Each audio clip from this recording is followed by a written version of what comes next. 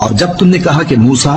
ہم سے ایک ہی کھانے پر صبر نہیں ہو سکتا تو اپنے پروردگار سے دعا کیجئے کہ ترکاری اور ککڑی اور گیہوں اور مسور اور پیاز وغیرہ جو نباتات زمین سے اگتی ہیں ہمارے لیے پیدا کر دے۔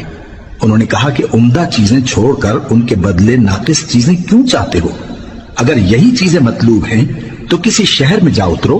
وہاں جو مانگتے ہو مل جائے گا۔ اور آخر کار ذلت و رسوائی اور محتاجی و بے نوائی ان سے چمٹا دی گئی اور وہ اللہ کے غضب میں گرفتار ہو گئے۔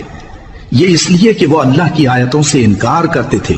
اور اس کے نبیوں کو ناحق قتل کر دیتے تھے، یعنی اس لیے کہ نافرمانی کیے جاتے اور حد سے بڑھے جاتے تھے۔ جو لوگ مسلمان ہیں یا یہودی یا عیسائی یا ستارہ پرست،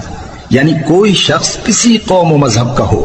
جو اللہ اور روز قیامت پر ایمان لائے گا اور عمل نیک کرے گا تو ایسے لوگوں کو ان کے اعمال کا صلہ اللہ کے ہاں ملے گا اور قیامت کے دن ان کو نہ کسی طرح کا خوف ہوگا اور نہ وہ غمناک ہوں گے۔ اور جب ہم نے تم سے عہد کر لیا اور کوہ طور کو تم پر اٹھا کھڑا کیا اور حکم دیا کہ جو کتاب ہم نے تم کو دی ہے اس کو زور سے پکڑے رہو اور جو اس میں لکھا ہے اسے یاد رکھو تاکہ عذاب سے محفوظ رہو، پھر تم اس کے بعد عہد سے پھر گئے،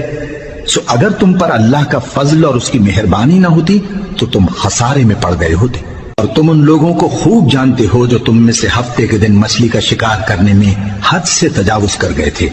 تو ہم نے ان سے کہا کہ ذلیل و خوار بندر ہو جاؤ،